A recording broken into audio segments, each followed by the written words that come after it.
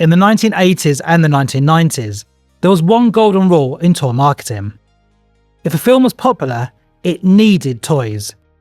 It didn't matter if the movie was violent, terrifying, or absolutely not meant for children. If it had a cool logo or a striking character, someone, somewhere decided kids would want it on their bedroom floor. The result was a wave of movie tie-in toys that, in hindsight, feel wildly inappropriate.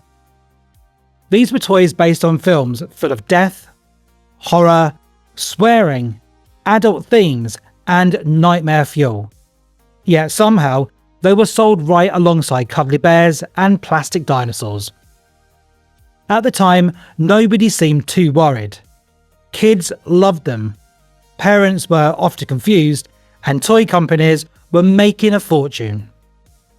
One of the strangest things about 1980s toy culture was how easily R-rated movies were turned into children's products.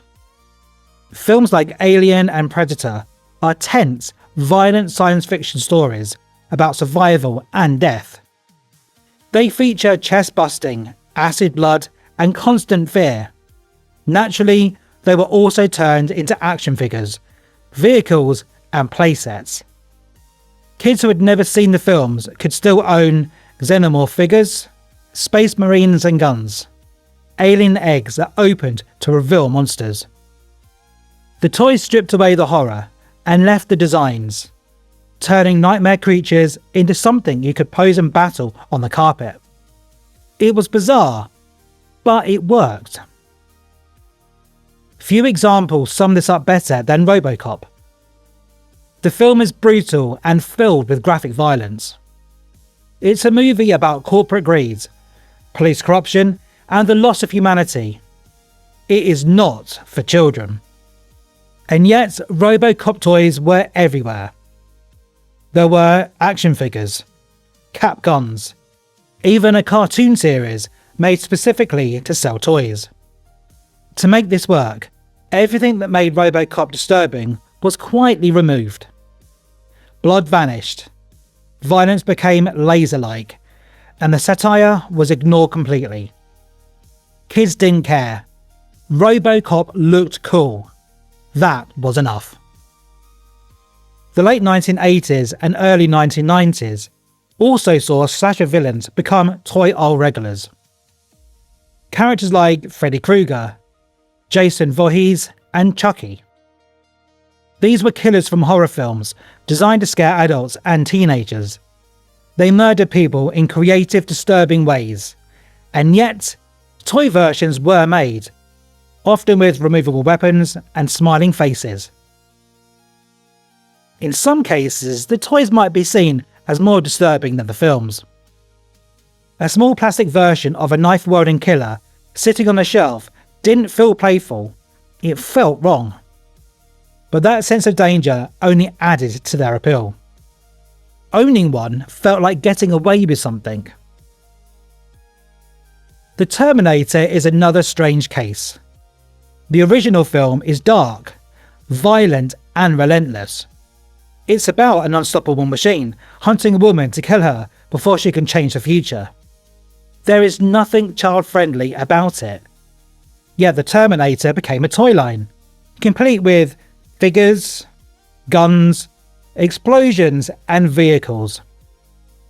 By the time Terminator 2 arrived, the franchise leaned into hero imagery, making it easier to sell to kids, but the core concept remained deeply adult. Still, every playground had at least one kid who owned a Terminator figure. Even films aimed partly at kids weren't always safe. Tim Burton's Batman in 1989 was dark, strange, and sometimes genuinely unsettling. The Joker was murderous, twisted, and cruel. The city was gothic and bleak. But the toy line exploded. Batman figures, Joker toys, and vehicles filled shelves worldwide. Some of the toys softened the edges, but others leaned into the darkness, featuring grim expressions and heavy weaponry. Parents expected something light and heroic, What they got was a toy line based on a film that scared many children in cinemas, even though it was slightly comic book as well. So why did this keep happening? Well, because it worked. Kids were drawn to things that felt grown up, characters that seemed dangerous, toys that parents didn't fully approve of. Toy companies understood this instinctively. They also knew that kids didn't need to see the movie to play with the toy. The imagery alone was powerful enough. A cool character design could override everything else. For many parents, these toys were confusing at best and alarming at worst. A child might never have actually seen Alien or RoboCop, yet still be acting out battles involving creatures and characters from them. The disconnect between the toy and its source material was huge. But because the toys themselves were technically harmless, they slipped through. No blood, no swearing, just plastic versions of very adult ideas. Today, movie tie-in toys are heavily filtered. Age ratings matter. Brand image matters. Risk is avoided. Which is why the 80s and 90s feel so strange in hindsight. It was a time when marketing moved faster than common sense, and nobody stopped to ask if something should be a toy, only whether it could be. Movie tie-in toys from the 1980s and 1990s came from a different world. A world where horror, action, and adult themes collided head-on with children's playtime. They were confusing, fascinating, and sometimes unsettling, but they were also unforgettable. And for better or worse, they proved one thing.